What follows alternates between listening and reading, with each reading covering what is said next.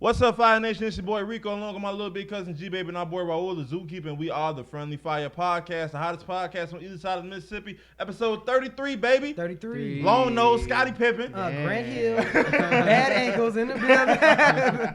How y'all doing today, fellas? Wellness check. I'm doing good. Zoo? I'm doing great. You doing great? Got the fresh look? Okay, Yeah. okay. Yo, I don't know what I did in my hair today, but everybody's been. I got like 4 people who said that today. Yeah, he instantly put that mug on Snapchat. Was like, new hair, who this? Acting up. You got family in town? How was that? How my was grandpa, he's surprised. He's been here since Wednesday. We didn't know. I just found out this morning. He was bro. on business. Yeah, he was doing some frolicking of his own. Yeah, He was like, 100%. he was checking out his old spots. Like, You still saying? I used to Maria still over here? I used to run this. That's good. How you doing today? I'm good. Honestly, work wasn't bad. I got in, got out, got back home, was able to take a shower and just lay down for a minute. Cause the last few shifts I've been having, they just been, we gotta knock these out. And with the holidays coming around the corner, I'm already knowing it's not finna be sweet. It was raining the last like 4 shifts I had. Yeah, literally from the moment I woke up till I went to bed. Not even till I got off my shift. Till I went to bed, it was just continuous rain. I'm like, this is oppressive at this point. Yeah. Basically, it's like, what are you controlling the weather, man? I get it. You want me? Okay, I won't quit. I get you. You win. Facts. Stop the rain. Like, this Did ain't not Seattle, stop. man. Like, I don't know Jesus, what you doing why, over I'm here. looking like, it's October. Why is it raining so much? Yeah. I I mean, well, I guess the time it usually starts to snow, but we're still warm enough. That's not I snowing. guess. well, I don't know, but it's You got my conspiracy? third eye awakening right now. Yeah, I saw a Shanghai. news article where this historic drought in California is ended because of the massive amounts of rain. So, I mean, cool. But like, why we don't need to get drowned because there was. What a coinky then. They can't control the weather machine. But they can't control us. Third eye, stop it. It's okay. You It's good? You back in? Into the koofy talk. Into the All right. I have a question of the day. My first question of the day is kind of related to a lot of stuff we've talked about over the past few weeks, and it's just been kind of trending over Twitter. It's been a lot of talk recently, obviously with Dave Chappelle and other artists about like what you can and can't say, what qualifies as freedom of speech, what's qualified as oppressive. So, my question of the day for you man. and for the Fire You Nation. heard Michael Myers is homophobic. I heard. Yeah, stuff like that. Like stuff like that. So my question of the day is, what is, in y'all opinion, what is considered too far? Should there be a universal too far? We don't cross that line. We don't say this. Don't do that. Or is everything gonna be just subjective for like? But do y'all think there is a universal line where it's like, all right? I mean, I think And if it's not, do you think there should be? There definitely should there be. should be a There isn't universal one. line just to Okay. avoid every shenanigans, Mhm. because right now everything is subjective. So some people, like with the Michael Myers thing, it's just a movie. Yeah. It kills everybody in every movie, Mhm. and they took it the wrong way, I guess. They're just looking to it's like PETA at this point. Yeah. Like sometimes PETA, you'll have a dog, and like if PETA knew, I had the cops call on me once because my dog, he's the snow dog. Mm-hmm. And when it snows and it's cold and it's 0 degrees, He he right at loves home. being. Yeah. He rather be outside.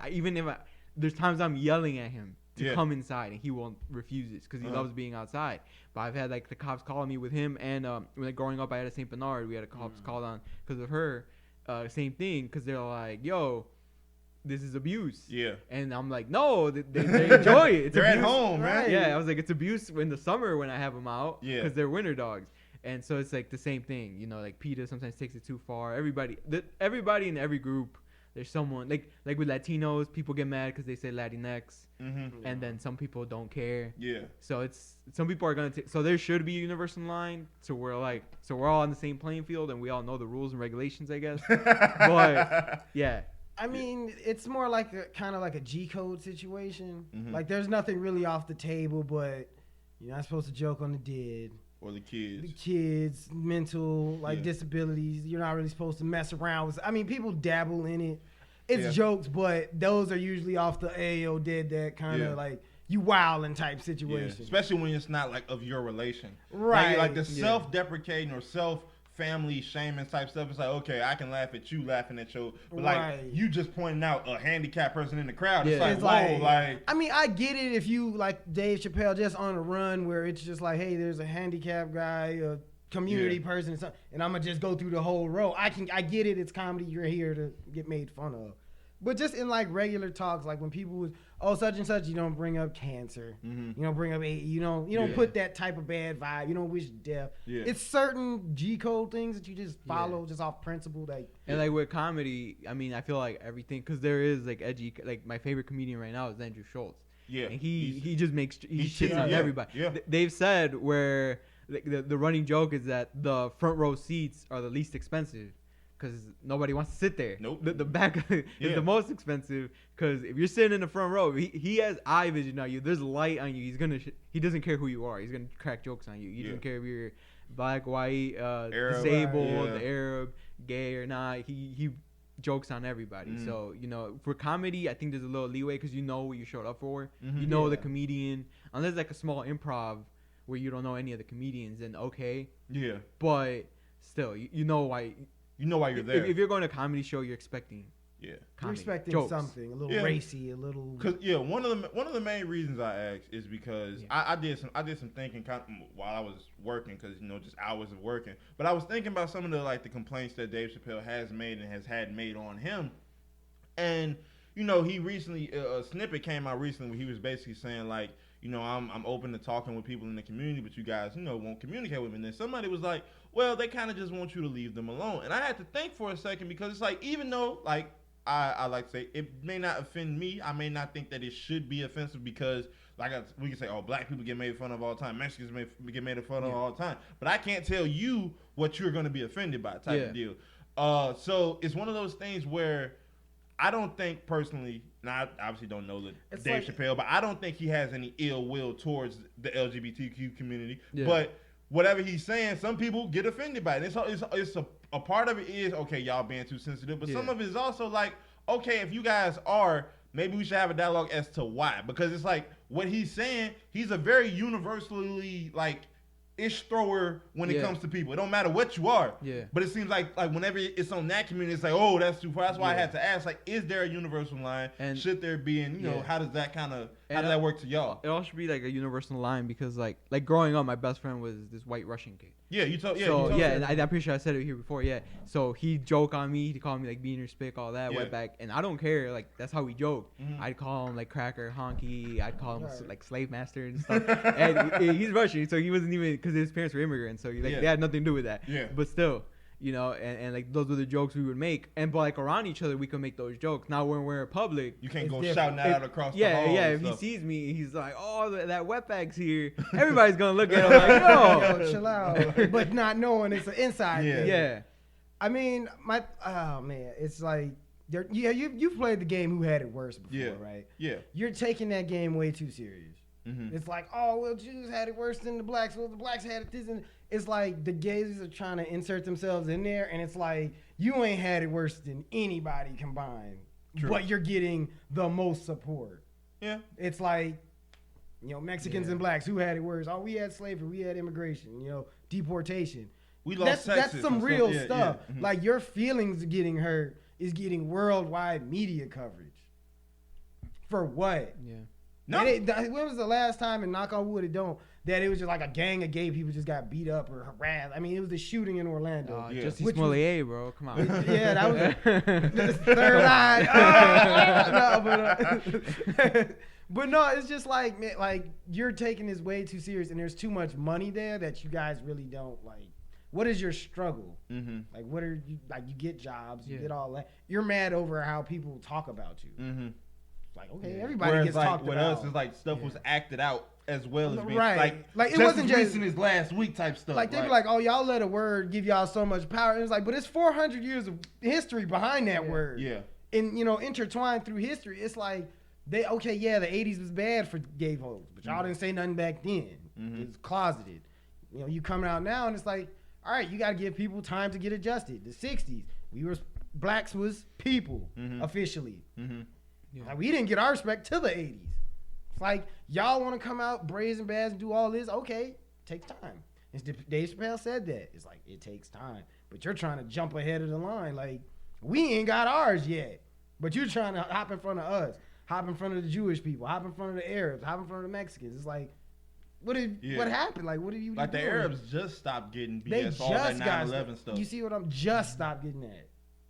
No, like, you definitely got. That's why I asked these type of questions, because I'm curious. Because me personally, I know for a fact, like, I tend not to, like, kind of, he's being sensitive about X, Y, and Z, because, like I said, I may not know what offends somebody else, but it's good to have these conversations, because it's like picking somebody else's brain. It's like, well, I don't mean to be offensive, but X, Y, and Z goes down, or he says this, or this actually offends me instead. You don't know until you ask people. Yeah. And you don't know until, because like you said, with you and your Russian homie, what he said to you doesn't matter. But at the same time, I'm not going to take it upon myself. Well, he don't care when his Russian homie says, so I'm going to just, when you walk in the door, hey, so-and-so, I'm not going to do you like that. Yeah, you feel me? I wouldn't do you like that. Yeah. So it's kind of like, that's why I'm asking, like, is it subjective? Is there a fine line? Yeah. And kind of because it's like, it's a lot of goalposts moving as well. And it's like, and I'm not, like, I don't hate him. It ain't none of that. Yeah. But it's like, you look at, it's like when you're hanging around with your, like, friends who are in the streets or whatever, and they, oh, man, I got it on me and this, that, and the other. And a guy like me, I'll come up and be like, man, shut up, I'll take that from you. Mm-hmm. Knowing damn well I won't. Everybody in the room know I won't. Yeah. It's an empty threat. Yeah. But it's like the way I said it was everybody knew it was a joke. Yeah. Like when Dave Chappelle says these things and other comedians say these things, I don't take it from a place of hate. Yeah. Mm-hmm. When I be like, oh man, I'll take this and break your house, blah, blah, blah. People be, oh man, shut up. Like, why are you playing along with this? Because you know it's not serious. Yeah. Oh, I'll kidnap you. And it's like, I'm not serious. Uh-huh. But if it was the way I present that changes the whole scenario. Mm-hmm. Mm-hmm. I could say that and get my head blown smooth off. Mm-hmm. And that's it, but I don't. Because it's coming from a place of love. Yeah. It's coming from a place of just, hey, I'm just lightening up the mood. Yeah. Life is hard for everybody. Hey, I'm sorry. I'm not going to just change my whole dialect just to make you happy. Yeah. I was raised this way. It's got me this far. I'm not going to change it up because you feel away. Yeah. I'll never see you again. Like, I remember, like, in middle school, the R word was... Yeah, it was just a slang. No, you just threw it out like without but it wasn't like an insult because it was like slang. Because it would be like right now when you go like, oh, that girl's crazy, you're like, that girl's stupid. Fine. Yeah. You'd say that girl's the R word, but it was like a good thing type thing. Yeah. Even though like thinking back at it, it's kind of silly. Yeah, but, very much. But still, I mean, it was like a trend. It was slang at the time. Mm-hmm. So but now obviously you can't. If you say that, everyone's same thing. Everyone's looking at you like, if I say that at work, that's curtains for me. Yeah, it doesn't get thrown around as much. Yeah, and a lot of you really got to go out your way to throw it around. And it's so funny because it's like, even as shorties, we never used that for somebody who was mentally disabled. Yeah, I've never actually called a mentally disabled person that word. Yeah. It was just something me bagging on my boys or talking about a beat. Or talking about like something like... It was another word for stupid. Yeah, that's all it was. Literally all it was. And then it was like, oh, this is how they feel about it. All right, say less. Yeah, and it's just one of those things you never think about. But yeah, like I said, dialogues like that have to happen because it's like as time goes on, you want to make sure that you do your... Obviously, ain't anything going to be perfect. But you want to make sure you do your best to not offend as many people as possible. Unless that's just who you are. Unless it's like your homie who just wakes up to pick violence with verified people. Unless that's just your thing... You do your best to just be an overall good person. But then it's like, at what point do you just be like, okay, this dude's not gonna change, just whatever. Like you're giving way too much power to Boosie. Or like he's Lex Luthor to them. Yeah. Or you see what I'm saying? Even to a certain extent, Dave Chappelle. Because it's like so let's just take into account these past what he did, like 5-6 Netflix specials or whatever. After the first one, and you saw what was being said and what was being, you can, I have an issue with what he said. Then it's like, okay, I got 4 more in the next 3 years. You kept clicking on it, expecting what? Something different to change? No. Come on now. Because you look at it like this. If Jay-Z puts out an album and says, hey, I'm talking about everybody dropping the F-bombs, this, all of that. From track 1 through 12, I'm dropping it every other word. Before the album I'm gonna release it every time. I'm dropping it, making sure y'all know what this album is gonna be. Mm-hmm. And when I drop it, I expect it to have 0 sales because y'all care. Because y'all knew 4 months in advance that this was what this was gonna be, and y'all still went because you wanted to get offended. You wanted to get offended so you can have a platform which leads C answer A clout. But that's what it is. BuzzFeed literally like a week ago, BuzzFeed released like top 10 like offensive songs or lyrics said in offensive songs, and like 6 of them were Eminem. Yeah. And like three of them were like Tyler the Creator, and like under everything it's like yet another thing Eminem said. I can't believe he still has a career. It was like if you don't want to listen to him, you don't have to. Yeah. Like you choose who you support. And don't support. I mean, it was just like when Ben Shapiro was calling himself going at Cardi B and Megan Thee Stallion for WAP. He went out of his way to print out the lyrics and spit them word by word. And his mono is what is P-word. And like that's what he did. And like you know he knows he doesn't listen to rap. Come on now. Because people are going to go there and that boosts his clout. Yeah. Oh, because now if Meg Thee Stallion just be like, oh, fuck this corny ass dude, you done bought into the trap already. Now he's eating off you anytime you say anything. But then they're also, because he did that and then they song blew up even more than it already was. Because now he's going to blow up because now they, say something about this. Blue check certified, clout. It all boils down to that. It doesn't cost a dime to like mind your business at all. I promise you it don't. The only time, like, bro, why the hell like you pull out your phone and take a picture of some IHOP pancakes? It's not the most like pristine photo. You see, I'm eating a steak. Okay, I can go and get that same steak. Like, I don't care. And you have 100 million niggas under there. Damn, that's the greatest steak ever. Like, is it? Is this the greatest steak they've ever cooked in this restaurant? All right, I'm pretty sure Michael Jordan's ate at this restaurant and had a better steak than that. But cool, because you do it for clout. You buy into it. Every time you like a picture, this is my Woman Crush Wednesday. Buying into her clout. Yeah. Who cares? That's a good point. It's numbers, man. You're thinking. I like the way you think. I like that. What else do we got on the docket? Do anything for clout. Anything for clout. Part 3. We got that Jaden Will love. Okay, we gotta get to the streets. We gotta get to it. So real quick, there was a post. There was just a picture that went viral. That it was a quote of Jada saying she was trying to figure out basically how to love Will again and kind of fix their sex life. Now the caption said Will Smith is trash and bad. Basically, that's how everybody made it look. And then even 50 Cent got on there was like, why does she keep doing Will like that? It turns out, and then I want to speak about how dangerous the internet is. He's dusting off the cape. No, not at all. Not at all. But it turns out that that's not in the context of what Jada was talking about. She was talking about basically that they have a very good, not to get too deep into their life, but they have a very good sex life. They trying to figure out each other more and trying to love each other more type stuff. Yeah. But you know how people Your actions are not showing that at all. That's one thing. But then also they off of the entanglement stuff, then it's like, oh, okay, she said this specifically. I won't be lying if I quote this. Yeah. So this is what I'm gonna take, and this is what I'm gonna blow up with. But why does she always have to talk about it? I've never heard of Will mention Jada once. He never outside of I love my wife. He never brings her up. Unless they're together on the red carpet. He regrets that picture at the red carpet so much. He regrets that each and every day. He has a nightmare. Is this the same suit? What day is it? Oh, no. I just hope Will ends up with Margot Robbie.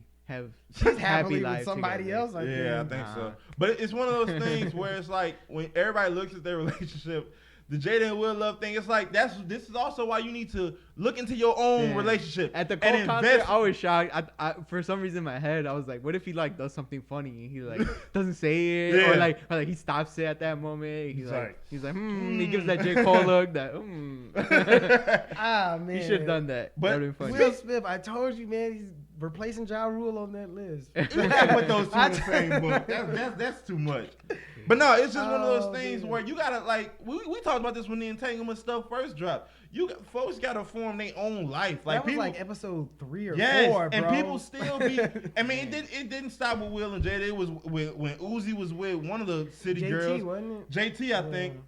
All of those people, and then it's just like, oh, I can't believe he did that. I can't believe she did that to him. Well, if you are focused on your own relationship, nothing they do will matter that much. When Kanye and Kim got divorced, folks was, oh my God, or it was like two halves. It was like people was like, oh my God, what's going on? Still can't sleep. Other people was like so happy. It was like, oh, he's free. It's like, why do y'all care that much? Still have cold sweats. You still you wake up open every day. It was different. It's like the guy that's like, hey, happy birthday, LaMarcus Aldridge. You're like, is he really gonna respond to her happy birthday? Like he got 8 million followers, and that's LaMarcus. That's you got a happy birthday. I see a post like that. It said like you don't wish your like friends happy birthday, but you on the Lil Durk's page say happy birthday. Yo, man, Durk. hope you making it through. Hit me up if you need me. Like, come on, bro. What is this? Is they all go back to answer A?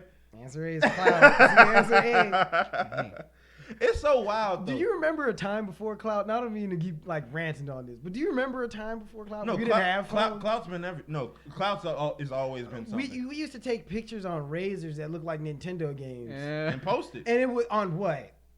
These would have MySpace. 10 pictures up there. MySpace. It wasn't all it is. But no, see, Cloud has always been a thing because it's just had the phone has given you quicker access. Because to you think with MySpace, you had your top 5 or top 10, top 5. Yeah, top 5. Top 5, right. And then people was that ruined relationships. Yeah. People were like, damn, bro, like you feel like that? How far can you trace Cloud back then? That's my question. That's just pride. Cloud goes back to pride. Is Cloud and Pride?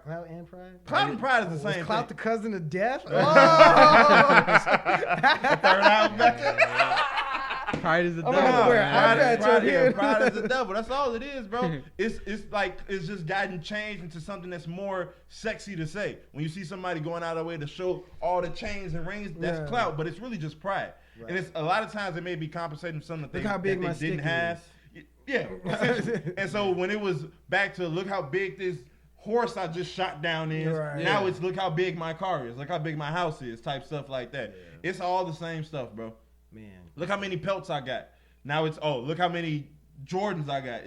That's all it is. Circle of life. Humans aren't complex. Yeah, at all. Because like if you go back, like at least like way back, the fatter dudes, that was like a form of like status. Yeah, because you ate. In Africa, I think it's still somewhere along that line. Yeah, like if you fat, you like a big. They said that when Daniel Kaluuya, he had gained a little bit of weight after Get Out. And they was like, that boy, that check. The Africans was like, that check came in. That boy eating good. Yeah, with like Chief Keef and stuff. Same thing. He was skinny as ever. And then once he got fat, and then everyone was like, oh, he finally get money. He's eating good. Universal. Humans are very basic. We just like to complex ourselves way more than we really are. That's all it is. Yeah. But yeah, Cloud is the answer for all of that. Y'all saw what Future had posted. Yeah. They was like, Will Smith started hanging out with Future. He was like, I'd rather hang out with Jada. Respectfully. Damn. That was respectfully. You shouldn't have said that. Yeah, they finna tear the clubs up. Oh, man. He finna have Jada going through it. Yeah.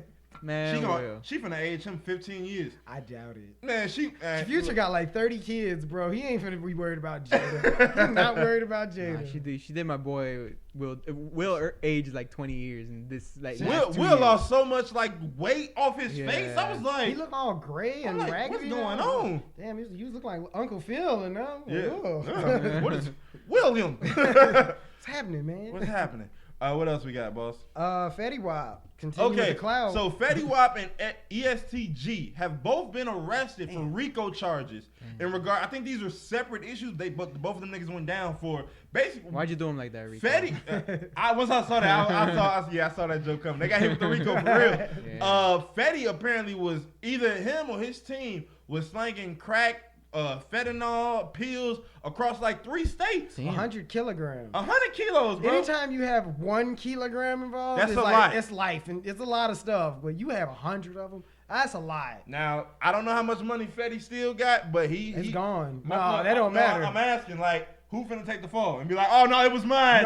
It was mine. If they picked you up in a RICO's be taking like 20 years to be like. So if they pick break down. So, like, if they come get you for a RICO, like, you pretty much. They've done the research. They didn't been like, we didn't trace this back to as far as it can go. We didn't got all y'all taxes and pay stubs and all. We coming. Like, this is it. That's what they hit Ghost with. They was I thought about that. Like, you remember high school when you sold that? We got that. We got all of that. They got the boards with the string connected. That's what they got on Fetty Wap. Whether he's down here and Al Capone is up here, wherever that connection, they go. That's gone. 100 kilos. He has that little string around his. He's Franklin. Yeah. That's what he is. We know what you're doing. We just can't catch you yet. Just wait. We can, but we want to make sure we got big fish. We want to get everybody. That's how you do it. Yeah, ESTG. He went. Yeah. He had like 10 people under him go down, including his manager.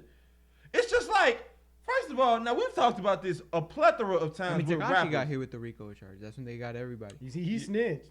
They got the 10 people under you. Kingpin can't squeal. Yeah. So I ain't never heard the boss squeal except Nino. That was about it. Yeah. You know? Goodbye. And Wolf of Wall Street, he snitched on his whole organization to get up out of there. True, and now he's making TikToks. Crazy. They be lighting him up on TikTok too. It's like you really like got these people fooled thinking you like the GOAT. It's like you screwed so many people. You screwed so many good people over with their money, and he has a platform, but he owes Leo his like. Leo made him like. I watched that like, dang, this is a cool dude. That movie is awesome. I don't know who he lost out to for that Oscar, but they hold him. That's why they gave him that Revenant one. Everybody was like, he shouldn't have got it for the Revenant. He was all right. They say he only spoke for like a third of the movie. But if you put yourself in that situation, I was like, all right. Yeah. He had a hole in his neck and made it all the way back to the crib in the winter. Like, the bear got an Oscar. That bear tore him up. He broke his vegan status for the role. Like he actually ate meat. Like he had to kill something and eat it. And he actually ate it, like just for the sake of the role. But yeah, real quick before we finish up with them, back like with Fetty and all them, we have said multiple times. It's like, bro, when you get to a certain, even if you fall off, you've gotten to a point where money is coming in. You don't need to be a part of that life anymore. Yeah. But people have had a life before the money came. And everybody knows in that life you can't get up out of it. 100 kilos, bro. 100 kilos. You can't get up. I'm thinking, how do you get that deep into 100 kilos? It's not that hard. If you've seen The Wire, it's not that hard. That's crazy. He said, "Put the word on the street. We back up." Let them know. Get them hats in circulation. Oh man, that's crazy. But speaking of movies, real quick, we were talking about Wolf of Wall Street. Yeah. Recently, Mr. LeBron James, whom some consider one of the greatest basketball players of all time, he got into not a beef, but I think it was a miscommunication, like in regards to translation. Video had leaked to him talking with Anthony Davis after a game about Squid Games. He was talking about the ending. And he was like, I didn't like the ending. And he was saying, go home to your daughter, which was the same thing we said. We was like, if you got you did all the dirt already. Yeah. You did everything humanly possible to screw all these people over. You got the money, go to your daughter. So he said what everybody else was thinking. The creator of Squid Games, I honestly think it was a miscommunication in translation, but he was like, well, LeBron, if you have such an issue with how I ended it, you can write your own script to Squid Games. We'll see how that do. I don't see why everybody's taking his opinion anyway. You guys saw Space Jam 2. We was like, whoa, wait a minute, hold on. Whoa, bro. LeBron shot the revolver. You trying to dump the clip. Wait a minute. Dude, he's we dead. We're talking about Space Jam. Like, how did Space Jam even get involved in this? He did in academics. He's like, where's Space Jam's on the numbers chart? You dress snitching, bro. Did you do it? Don't worry about me. Don't worry about me. Don't worry about me and my money. I buy that show and then take it off. What do y'all do? I'm a billionaire, big B. I'm LeBron. Last time I checked. But no, I honestly do believe that it was just a translation issue. He listened to the dub instead of the sub.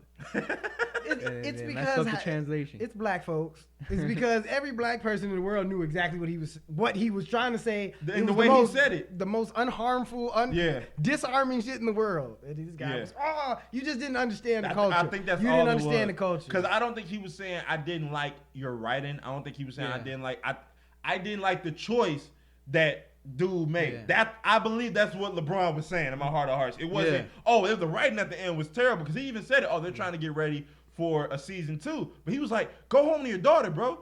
I'm just thinking it's a critique on the movie. It's a critique on the move that the character did. Yeah, on the character himself. Yeah, like not you, bro. Like, come on. Yeah. It's like when people be like, shorty ass tweaking, and you're like, excuse me, sir, I'm 6'4". Like you didn't understand anything. You didn't get it. It's okay, bro. But I think that just honestly comes down to, as artists, as ourselves now, it just comes to being sensitive about your craft. And it's something that he grinded. That's too sensitive. Yes. That's way too sensitive. Yes. And like I said, I think that was just a mistranslation. Him not completely understanding how dialects and stuff and indentations and like people's speech patterns. Plus, you got to think, he's an artist, and that show he made it 10, 13 years. That's what I'm about to say. Like, so he's probably been, and then like for someone as big as LeBron to like at least for him to see it as like him shitting on it, he probably like, damn, like he's gonna mess up my promotion up type of thing. Maybe. Because now more people are gonna be like, yeah, LeBron's right. Because Complex posted it got like 1 million something views. Yeah. What Complex doing posting about Squid Games? You feel me? Why y'all worried about what LeBron James tweeting? Because it's LeBron James. But it ain't about basketball. He's a global icon. You can't. You feel me? Yeah, I get that global icon status, but it's like I don't care what LeBron got to say about Squid Games. No, you know what I'm saying. But see, I think it's a cultural thing. Right. I don't care about his music choices. Where he's sipping wine and mispronouncing. I don't know if you remember, but he started the deluxe album. Yes, it's never been done before. I've seen a bunch of copycats. I've seen people drop a lot of albums like back to back and call it a part 2, but I ain't never heard deluxe. I ain't never seen a deluxe. LeBron is an innovator out here. But yeah, spicy deluxe. Does he go on the hip hop Mount Rushmore? Clearly, I mean, he's got to replace Dre at this point. Yeah. I forgot about Dre that quick. That quick. Don't say that. Man, my death row chain, no. It's getting tighter. But speaking about film and entertainment, period. We were talking about. We were getting ready to watch Doom. We're gonna review that next week. Yeah, I will watch it. Yeah, Even though I was bamboozled, because in the trailer, the 3-minute trailer, all 3 minutes, Zendaya is in every second of that trailer. I thought the eyes was just blue. The whole eyeballs is blue. I was okay. Piercing blue. Yeah, that's dope. That's dope. But yeah, and then come to find out, my cousins are like, yeah, she's like on here for like 3 seconds. The teenagers, white women in Zoo were highly upset. And I'm like, so I'm sitting through a 2.5-hour movie of no Zendaya. Yeah, basically. But it's pretty good. It's a good movie, bro. It's universe building. But that led to my second question of the day. Oh, Daily Double. So, we've talked before about how Hollywood has kind of lost their originality. Like, Squid Games is like, oh my God, this is like the newest thing. Even though, it steals, I don't want to say steals, but it takes certain things from other shows and movies that we've seen. Now, with the more than recent craze in adapting books to film.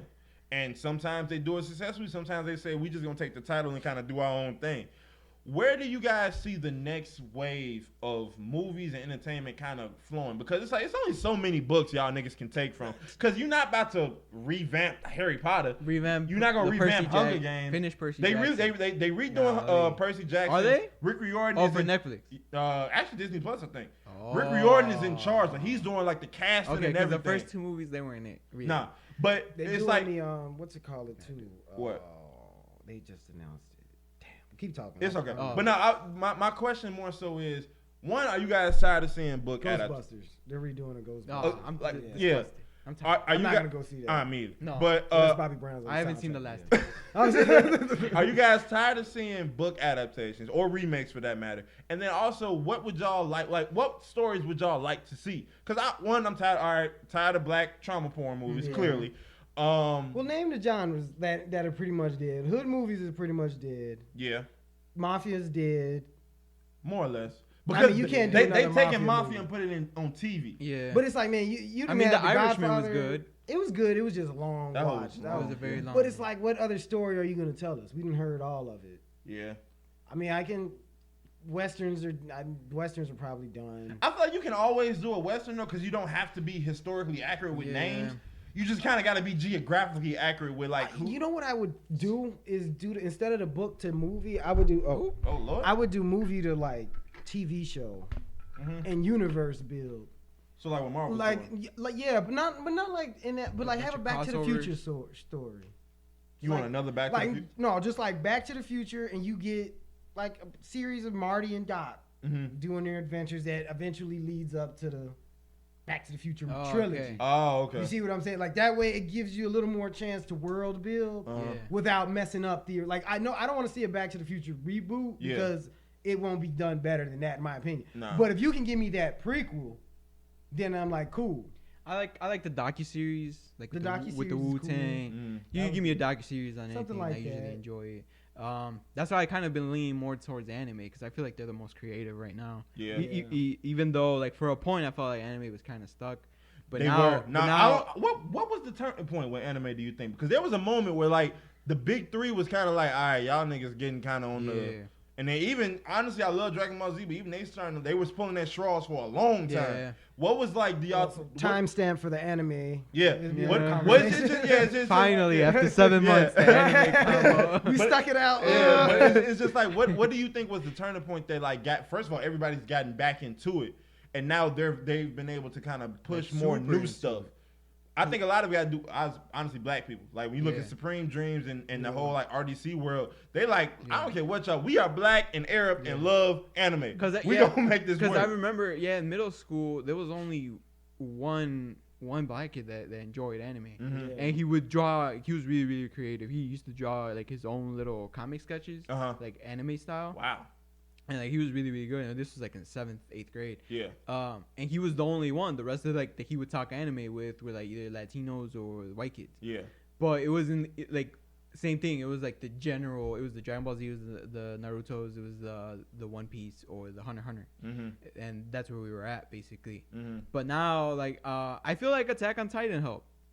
Okay. To be honest, and it was different. Yeah, and it was aggressive, like right out the gate. Because it was like when you watched the big three, you was like, you knew, all right, Naruto and Sasuke pretty much gonna be here. Goku gonna win everything eventually. Hunter brought the aspect of like killing main characters like that. Because you would watch that show and you were just like, oh man, this dude's real dope. And then like that next episode he was in, he was dead. And then it was like that with Attack on Titan because it was like there was no superpowers.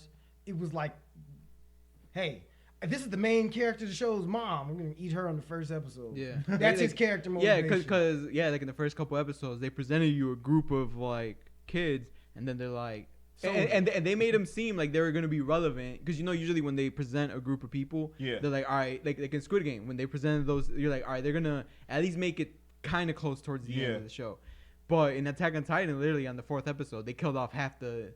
They went from like 30 to like 12, and then it was like 6. Yeah. And that was like the main 6, the rest of the show. It was like they maybe added 2, and then 2 more would die. Wow. But it was like 7. It was maybe at most 8 of them, the whole show. Yeah. After having like a damn army. They be going on the mission, and the townspeople would be like, oh man. Oh man. How many? It's like 7 of them now. Like, oh, and this nigga missing a leg. Oh my God. They be shitting on bro, they were just murdering people. It was just the main hero, bro. As soon as I'm finna get dead, clapped him instantly. And I was like, damn, is that it? Yeah. And it's, I don't want to spoil the show for people who haven't seen it, but then it's like, man, they would kill the main character like that. His best friend like that. Wow. It's crazy. So it was, I think that. It added more risk, I would say. Yeah, that's what I think got people into anime. So they got more aggressive. And then Netflix helped because Netflix has a whole section of it. Because before you used to, when I was a kid, I used to watch it on Toonami. Mm-hmm. I didn't have anything else. Toonami is goated forever. Yeah. Obviously, you have like now like Funimation app or Crunchyroll app you can get for free and stuff like that.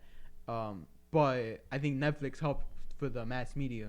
And you know what it is because anime was always presented in a weird way. Because like now, if you ask me about it now, it's probably one of the greatest things that ever happened to me.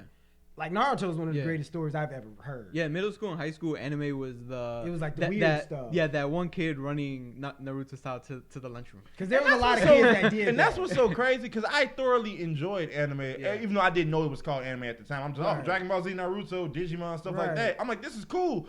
I did, but at the same time, I didn't understand the kid that was running through the halls. I'm like, I'm like, why? That's what people got like, damn, y'all wild. Because I remember freshman year in high school, there was this group of kids, and I was in like honors algebra. Because I started off at one point. Because I started off like in like core, so I was with like all the game bangers and stuff, and like just nobody was paying attention. And he went to the principal like, "Can you please get me out of here?" You take that like fit in that one computer test. I forgot what it was called. That places you. Yeah, and then like halfway through the first semester or whatever, and then they moved me to core. I was like, "You're smarter than these hooligans." And then it was everybody would finish their homework in class so they could have time for like the last 15 minutes they would have like Yu-Gi-Oh tournaments in the back. And I was like, I do not belong here. I was like, I've been watching Yu-Gi-Oh since I was like 9. I was like, I don't know what's going on. Bro, 3 years ago, I would have, miss me with that weird shit. But at that point, I'm with it. They're great stories. Yeah. And it's like, people be like, oh, how could you sit there and watch, like, because I've caught up with the show One Piece. It's 1,000 episodes. How did you do that? Last year, I was unemployed like a motherfucker. So I was like February, I was like, man, if I watch 20 episodes a day for 30 days, that's 300 episodes. So I was 20 to 25. I wake up in the morning all day and just, damn. Pause, take a shower. Damn, that's 200. All right. That's 400. That's 608. I'm caught up now. You crazy. And I was like, man, I didn't mind it. But then people are like, how you sit there and watch 1,000 episodes? y'all don't watch 500 episodes of SVU. That's always my thing. That's my Law and Order. And Bad Girls Club and stuff. That's like my that. serial killer documentaries. Y'all watch them all day and binge them. This is what I watch. You're on season 15 of Criminal Minds, and it's 30 episodes a season, but you worried about me. And what I'm doing over here. Yeah. Stay over there. That's what happened with because when Dragon Ball Super first came out, we were still at the job, and but everyone was watching it in sub, and since I grew up on the Dragon Ball Z dub, I was like, I would watch other animes and sub, but this one I was like, nah, I just want to watch it in gotta hear dub. Sean Schimmel. Yeah. Gotta hear Sean Schimmel. But then like shout out to, I don't know, but shout out to my boy Alex Dobbins. Yeah, he used to talk about it with Angel. At work. And there's like 60 episodes in front of me, bro. And I'm like, bro, stop. And I'm like, you know what? I'm just gonna watch the sub. I don't care. Catch up. And I literally binged it in like a couple of weeks. Yeah. Like, I just plowed through it because I was like, they're like towards the end of the show and they're like spoiling stuff. And I'm like, I'm remember this. Bro, I watched a little volleyball one. And people swear, bro, that's one of the greatest things I've ever watched. I've been wanting to start it. Bro, I be watching that and I'd be like, man, they really need this point. Bro, this thing. My little cousin watches it. This show was so good that I read like maybe 50 issues in a day just so I could finish the story. I was like, nah, I can't wait for them to animate it. I was like, I gotta see how this ends. Which is crazy because like I did the same thing with Attack on Titan. I finished it and then but now we're 2 months away from the actual animation, so it goes by fast. But I really know the story. Should I spoil it? No. But yeah, that first of all, I'm glad that we was able to kind of take that detour, especially with anime, because I do enjoy anime. I be having so much other stuff to watch. Then when it comes to trying to catch up on anime, I be looking at all 500 episodes like, bro, because that's how it was, man.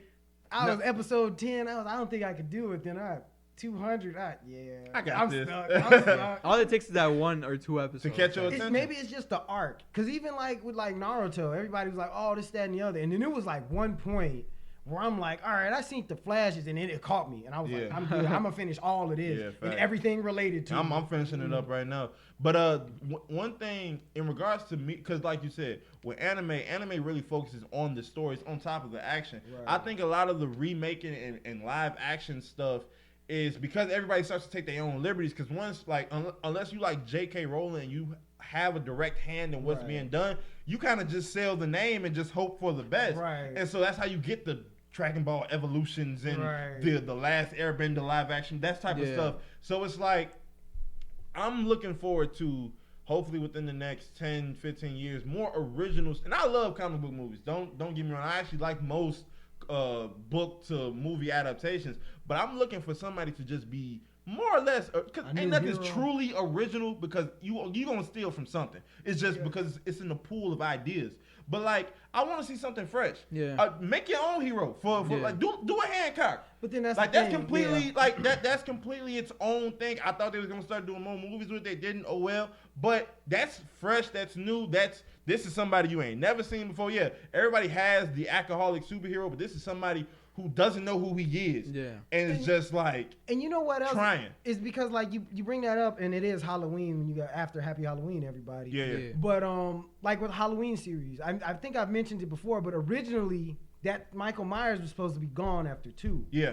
And then 3 was it was gonna be like American Horror Story. Yeah. It was gonna be this season's witches, this is this, that. But everybody fell in love with Mike, so they was like, we gotta make him supernatural at this point. It's the same thing. They're like, you can't add a new dynamic to Michael Myers 40 years later. It's like Jason. Like, what's the most he can do? This nigga went to New York, so you can't tell me, oh, he's afraid of water no more. Yeah. Like, he swam halfway to New York.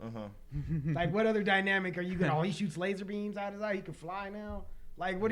You keep making the same movie, and it'll never be better than the original. Yeah. Like, I hope the Scream 4, because I was hanging out with my little cousin today, and my grandpa's here, and they went to see Dune at the theater. Yeah. Which is funny, because I was like, dang, y'all went to the theater, you guys should just got an HBO Max, because there's 5 of them. Yeah. And I was like, you should get HBO Max, like $10. Yeah. Like, we have HBO Max, it's on there. And, gotta pay attention. Snooze. But regardless, they saw the Scream 4 trailer, and they had never seen. They're high schoolers. They're like freshmen. And so they've never seen the originals. They've never seen the original ones, and they watched the first Scream yesterday. And like they fell in love with it, so they're like gonna watch the next 3, and then they're gonna watch the movie. So I mean, there's ways where you can make remakes and they still work. Because I enjoy all 4 Screams. and this is the 5th one it's gonna be. And it's like that argument they say in sport, like what incentive do they have to go back and watch the original screen?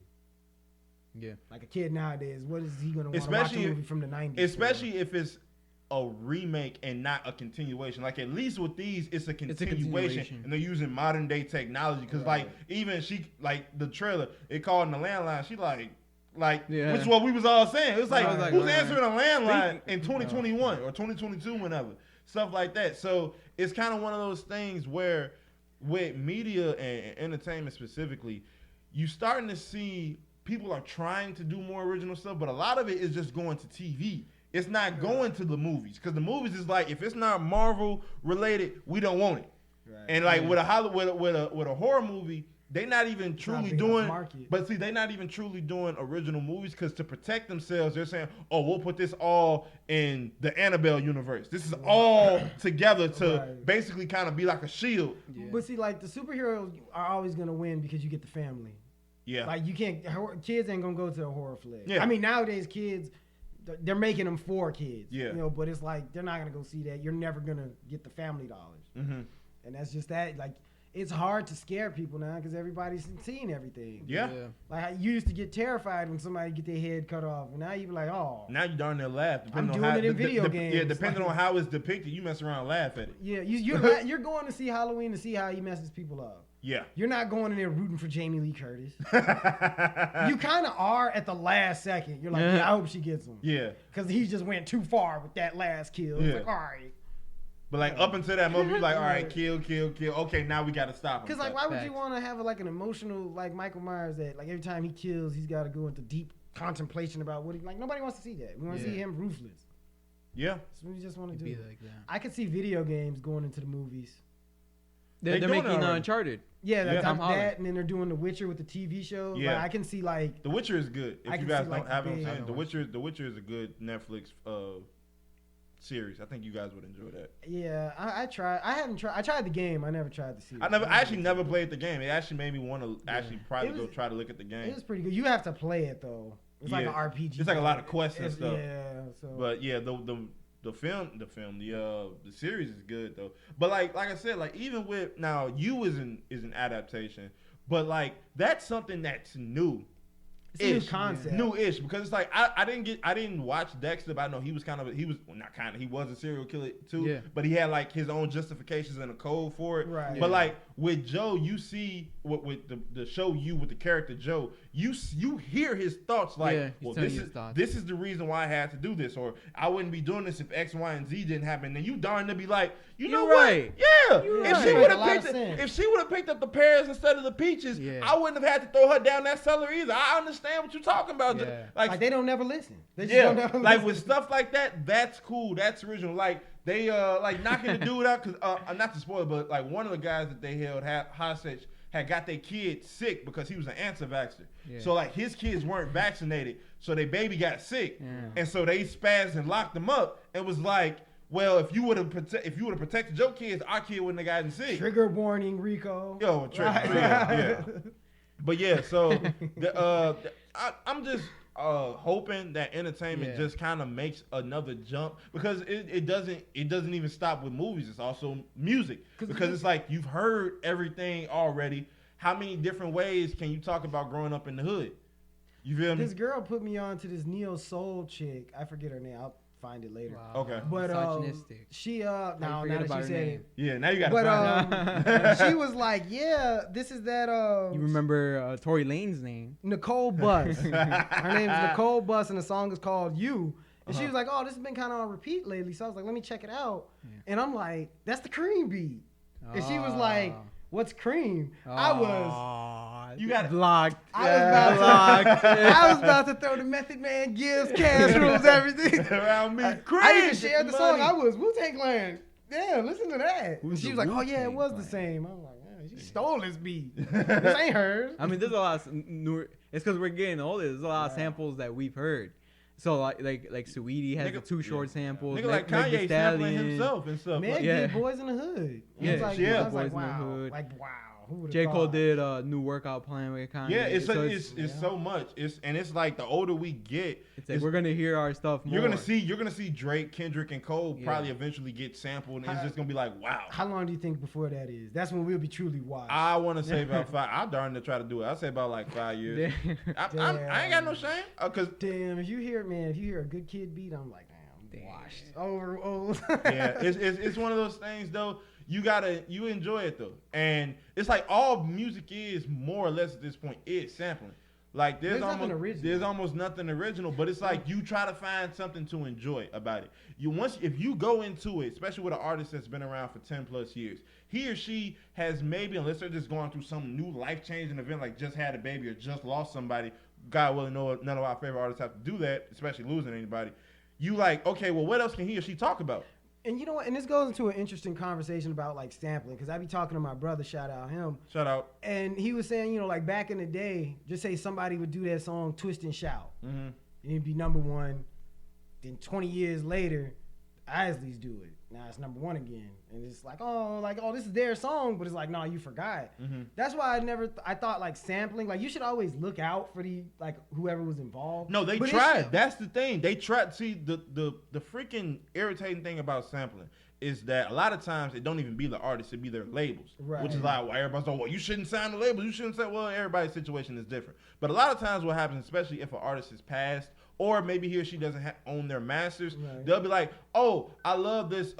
Even though the Isleys, I think, got control of all this stuff. But let's say James Brown or something. And every hip hop artist has sampled James Brown at least once. And the Marvin Gaye thing. And Marvin Gaye. So it's like, you hear something, okay, I can flip this and do boom, boom, boom. But you say to Marvin Gaye's camp or to his whoever owns his whatever, hey, I would like to use this. I got this much money, however much. They'll just be like, no.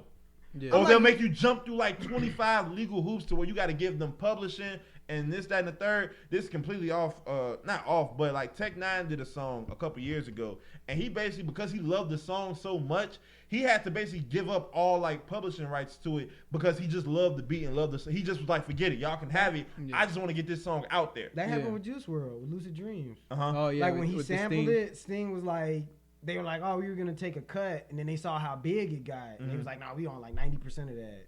And I'm like, you bogus as hell, because ain't nobody listening to your version in 25 years. Yeah. I'm like, you bogus for that. Like, I can give you a cut, because just off the strength of that show beat, I'm not trying to be bogus, but I freaked it better. Yeah. Like, I did it this way, so, like, come on, man. We all artists. Like, I'm not trying to jip you, but don't. And we're also hearing more modern samples because the people who grew up on that are now our age, and they're the ones making the music. Right. So they're sampling stuff that they heard when they was kids. Yeah. So it just goes. It always goes around full circle. And they're making it easier for newer artists to sample their stuff. Mm-hmm. Like J. Cole isn't gonna make you jump through a million hoops to sample something he wants to do, because he probably messes with you if you get into the point where you sampling his music. Yeah. Right. And I just hope that like gets easier, because it's so many different ways you can freak something. And then you look at Jay-Z. Yeah. I mean, not Jay-Z, I'm sorry, or Kanye with Jay-Z's songs and stuff. The stuff he sampled and flipped into something completely just like astronomical. But it's like, think about if people would have made his life so much harder to sample. Like, think about if he couldn't get I Wonder clear. Mm-hmm. The only reason he was able to get Gold Digger clear is because Jamie Foxx can do a perfect Ray Charles impression. Right. If Jamie Foxx couldn't do that, we may never hear Gold Digger. Yeah. It's just like stuff, and then those are references you don't get a chance to be a part of. That's a moment in history. Yeah, a music history moment. A music history moment you may never get to hear because Ray Charles's camp didn't want to clear that sample for Kanye. Yeah, it's crazy. That's just wild. Before we get out of here, what if you want to stick to the movie, did you guys watch speaking of like rehashing, like did you guys see the Lightyear trailer? Yeah. With Buzz Lightyear? I think it's gonna be good. Yeah. It's so for those who don't know, the Lightyear movie is going to be based off the astronaut who Buzz Lightyear was made for. Yeah. So this is a true in the Toy Story universe event that happened, and they made a toy based off of that. People thought the toy was getting his own movie. Yeah, I was like, yeah. Nah. Mr. Chris Evans. Because at first I heard that, like at the beginning of the first Toy Story, the movie, Andy's watching Buzz Lightyear on TV, and that's what makes him want to buy it. Yeah. At first I heard that this movie is the movie that Andy was watching that made him want to get Buzz Lightyear in the first place. Well, I don't know how true that is. Everything. Because like I think because with Because I already feel like the Easter egg at the end of the movie is gonna be like a zoom out of the TV, and it's gonna be Andy like sitting there watching it or something. Maybe. I can see him do that. I can see that. I wouldn't be mad at it because it's either one of two things. Now you in a universe where they have talking toys, I guess it's not the weirdest. Woke his third that was really, you wasn't even expecting that. In a universe where you have talking toys, it's not an asinine thing. So it's like they're either gonna be like, okay, aliens are real in this Toy Story universe, or like you said, it's a movie, which is like I'm cool with either one. I'm looking forward to seeing it. But yeah, what do y'all think? I mean, it's obviously gonna be a hit because anything that basically Disney has touched as of late has been. The only thing that's gonna like throw me off maybe at first is that's Chris Evans' voice instead of Tim Allen. But I mean, that's something you could get used to. Yeah. My only thing is now, does this open the door for a Woody movie? Nah. He's a cowboy, and Woody had his TV show. He did have a TV show. I feel like I don't want to see a bunch of different Disney kids. I don't want to see High School Tarzan. I don't want to see that. I don't want to see it. Well, Tarzan had a show on TV. But that's different. That's different. Oh, yeah. But I don't want to see, this is the T-Rex story from I don't want to see that. You don't want to see a Potato Head story? I don't want to see a Mr. Potato Head story. I'm sorry, I don't. I don't. You see, I think that's another version of like Disney kind of like, all right, well, we not going to be I don't want to see completely, the story. we're not going to be completely unoriginal, but we also can kind of cheat. Because it's like we can just come up with something now. Because they can hit us with the nostalgia. Because obviously, like, I'm going to go watch it. Because you're looking forward to Infinity and Beyond. I'm going to be there with my fiance just sitting there like. You know what it sets up to? What? The return of Andy with his kids. Yeah. It sets it up. I mean, I felt like that could have been a thing. It sets it up. Still, but one more movie, the last one. One more Toy Story. Well, Woody is like. I didn't see 4 yet. Oh, okay. The theater went out and I got that free ticket. Oh, that was yeah. Has it been that long? God dang. But yeah, so it is on Disney Plus. You can watch it. It's a great movie. Toy Story does not miss. They have 3 was shaky for me, but it was good. That ending was just like, nah, y'all went too far for that. That furnace scene, I was like, y'all went way. Like, why would y'all even do that? Had an 18-year-old me I was like, I'll never see this movie again because of that one scene. Like you played yourself. Clearly, never gonna watch this again. You will never get any more of my eyeballs. The emotional trauma. Yeah. So it's even with the Lightyear thing, like I said, that's kind of like a cheat code. Yeah. It's like, this isn't an original story, but it's more or less not an original character. But I'm fine with it. Black Twitter's wasted no time with the freaking they gave him waves. They made him look like Guy Fieri. They had him look like a cop. They say it turns off his camera, body cam. He's like, sit tight. Cuz Lightyear. Cuz Lightyear. With the teardrops. Yeah. Bro, he got the bandana. Damn, bro. They ain't waste no time. Hey, quick. But we got like one more thing. Sports related. Did you want to? Yeah, we can talk a little bit about sports. So for those who have been following sports, you guys know that the NBA has really emphasized changing the rules in regards to how fouls are being called, especially over the last 3 years. Easily, there's been a lot of jumping into players, really going like the offensive player going out of his way to create contact and make life harder on defense. People were saying it's almost impossible to play defense now because you're letting an offensive player jump 40 feet into my chest and you're giving him foul shots. Yeah, it was getting ridiculous, bro. Yeah. So the NBA was like, all right, enough of that. No non-basketball moves will be called fouls, or worse, they'll be called offensive fouls if you're really going out of your way to create content.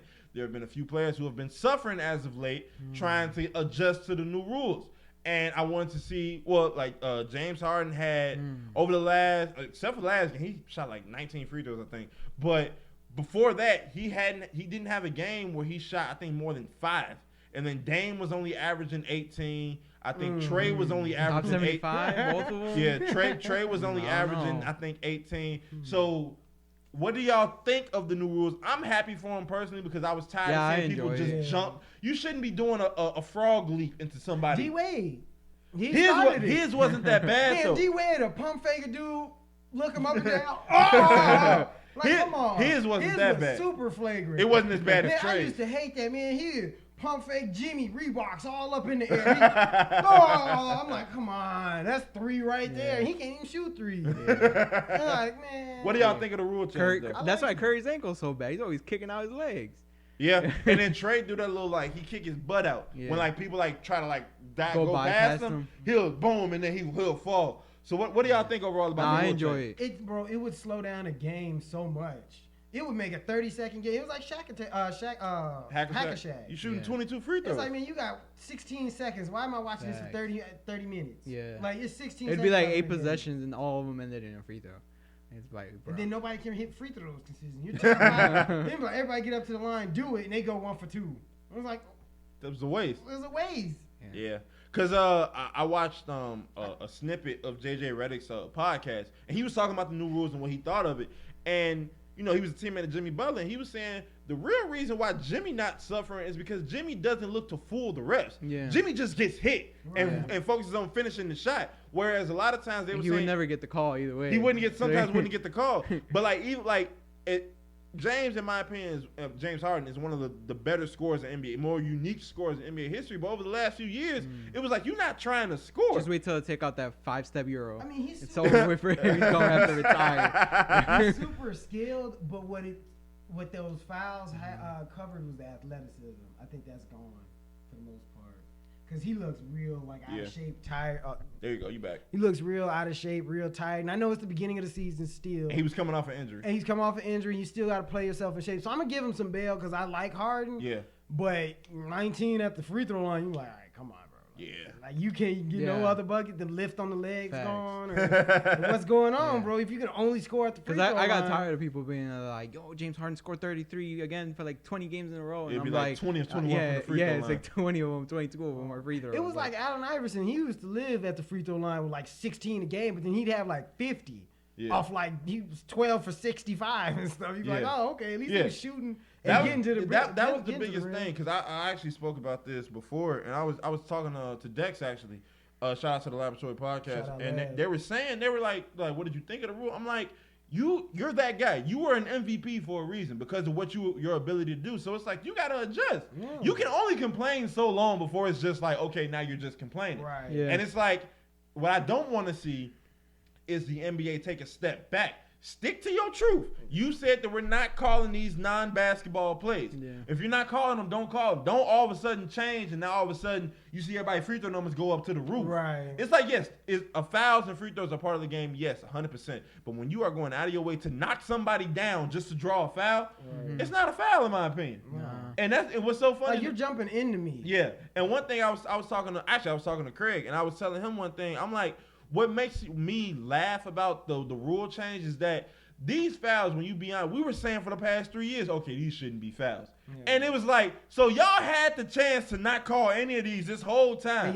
But now that Adam Silver is going out of his way to say, don't call this, now you're not calling it. Yeah. You know good and well these hoes wasn't fouls before. How many games have been decided by that? Free throws, bro. You see what I'm saying? Like, all right, because of this bullshit pump fake at the free throw line. And people want to talk about inflated numbers and everything. You talking about people's points averages. You getting all these crazy numbers, and it's like, what? Now, a free throw is a part of the game, so I can't get mad if you genuinely getting fouled and you knocking them hoes down. More credit to you. But now he finessed the rules because the rules was allowing him to do that. Yeah. Whatever. But now I hope they change it. Oh, not to cut you off. No, go ahead. The flagrant stuff. The flagrant. A lot of stuff don't be flagrant. That Embiid flagrant that they calling him 2 days ago. I didn't see it. What was? He dunked on it and he said something like "fuck yeah" or something like that, and they gave him a. Oh, that tech. Yeah. They be doing it. I was like, bro. They the techs in NBA and the freaking taunting rules in NFL and college are pissing me off. It's like, damn, people can't be happy that we talk about sensitivity, bro. We've gone our entire as athletes. You guys know. I threw down a dunk in the NBA. I caught an interception, pick 6 in the NFL. I'm finna celebrate. With the best of the best. In the NFL, I'm celebrating. Yeah. And I don't care. I'll take the $5,000 fine. Yeah. I'm celebrating. And it's like where do they, because they did the whole thing with Rodgers. Like, you can't taunt another player. But he turned around and yelled at the fans, "I still own you." Yeah. When they won on Thursday, after the interception, he turned around and he waved bye to the fans. If he waves bye to the player, now that's a flag. Yeah. And the play gets pulled back. But now, but because he did it to the fans, it's cool. So it's like, all right, like we were talking about with people being offended, we need that universal rule. Yeah. Where it's like, come on, it's I a feel game. like my thing is I've always been a fan of trash talkers in sports, especially when they can back it up. And I'm not. It makes the game fun. Yeah, it makes it fun. I'm not a huge trash talker, but I'm good at reciprocating it type stuff. I don't initiate it, but I will reciprocate. And when you watch somebody, I'm dropping 60 on you. I have every right to talk trash. I just got a pick 6. I have every right to talk trash. There was this kid in college. I'm smoked whoever was defending him. Caught it, and he high stepped for like maybe 2 steps. And they pulled the whole play back. Damn. Had the touchdown. They was like, oh, taunting. What taunt? He slowed down and kind of changed his stride. Literally 2 steps. He was running, then did 1, 2 into the touchdown. It was like, oh, we got to pull the whole play back. Yeah. What? And I like when they first started that rule was because of like, you know, the Chad Ochocinco's and the Tios where they would bring Sharpies and cell phones and they do like this extracurricular activity. Like, okay, maybe don't bring props. Yeah. But you should, if you sack a QB after you can get up and after he's been running wild on you, you finally sack him. You should be able to get up and like at least yell, little flag, something like clap. Let me be able to have fun. At the end of the day, it's a sport. You've been in love with the sport. That's all it is. And fans want to see that. Yeah. You can't be all about the fans and then don't be about the fans. You want to be selective with your listening to the fans. Like, come on now. I get it that it's an away game and he's in our stadium going crazy. But from a fan's perspective, yes, I want to see Trae Young talking trash to the Knicks when he drops from half court and knock that hoe down. You know what? Tell them they can't do the Lambeau leap no more. Watch how they flip. Watch how they flip. Oh, what? No, hell no. It's all these vaccines and stuff. They'll flip that so bad if they couldn't do that now. That's true. Because it's like, what? You taunting the hell out of her. You jumping into the stands to interact with our fans. And none of those fans are wearing masks. You see what I'm saying? Like, you get rid of the Lambeau leap. You all right. Get rid of the Lambeau leap. Hell no. Up and on. I'm on it, man. Third eye. That's the name of the episode. Name of the episode is Third Eye for sure. I got, shout out to Joakim Noah, Chicago and Bulls ambassador. Legend. Yes, he is. Greatest center of all time. Greatest. Unfortunately, the Frozen couldn't pull it off. Stop. You ruined our perfect season. We should get Buddy Hield up in here. But yeah, shout out to, I love that every single Bulls member from the history of Chicago. Like Tony Kukoc. I'm like, what are you doing? I was like, who's this Cuban dude? I was like, oh, that's Kirk Heinrich. Dude looked, I was like, damn. Bro, I thought Aaron Gray was Andre Nocioni, bro. I was like, damn, he really left. So go. Freaking Thabo Cephalosha was there. I'm like, y'all just pulled everybody. I seen Ben Gordon behind Joe King. Thabo Cephalosha. Man. He's bogus. Man, what? Oh, man. Is there anything else we got before we get out of here? Last thing, with the funnies. Okay. Your hate for Colin Kaepernick, bro. What's going on? I didn't hate it, but I just feel like it's kind of like, it's awkward timing. Okay, you gotta explain that because I don't see what's wrong with the timing.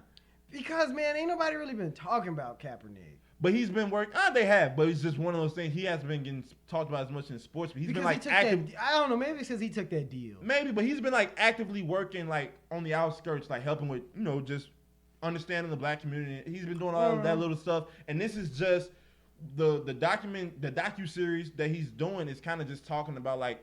I heard his upbringing. I heard it's a good show. Yeah, I'm gonna check it out, but it just feels like it's awkward time. Like every time he comes out, it seems like he got some shit going on with him.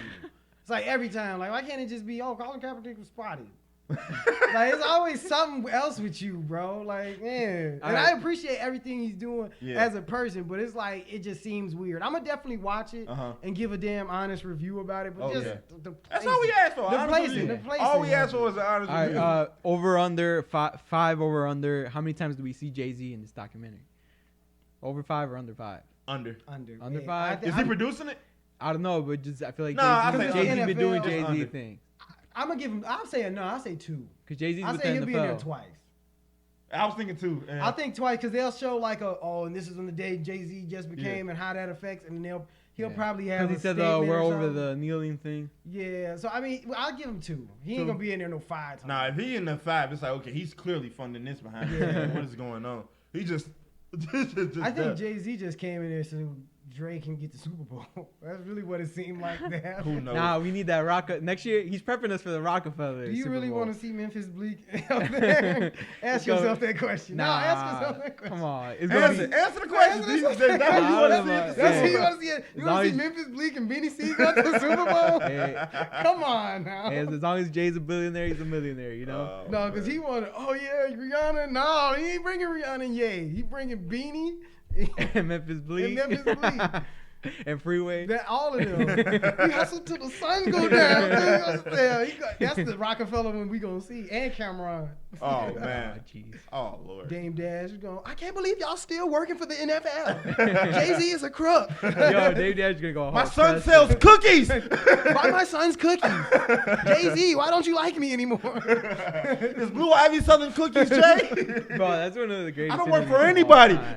I was watching because a month ago was the anniversary of that Ray J interview on the Breakfast Club. When he was talking about Fab? Yeah, he's like, I got the indoor pool and outdoor pool. Indoor basketball court, outdoor basketball court. He's like, I let him borrow my Lamborghini. I let him drop my top. I was like, well. Bro, the funniest thing Ray J did to me was them unbreakable glasses. When dude was like, I think I can break it. You can't break it. So? I was like, that was the prototype. That's right. Stick with that. Yeah. He didn't break. He was like, I think I can break these. You can't break them. Go ahead. He's like, they fell apart. They didn't break. You can reattach it. That nigga dropped that. No, that nigga dropped that dog. The one on the little branch. He was. Maybe you want to rest your hand. I was like, bro, what? And then the hats. Oh yeah. No, he had a different hat. He was like this. It was like this. It was going crazy. Oh man, but we thank y'all. Thank y'all for this episode. To another exhilarating installment of the Friendly Fire podcast. If you guys have any questions, comments, concerns, you guys can always DM us at friendly_fire on IG. Once again, friendly_fire on IG. You can also email us at friendlyfire2021@gmail.com. Once again, friendlyfire2021@gmail.com. Excuse me. Artists, send all your MP3s of spoken word, music.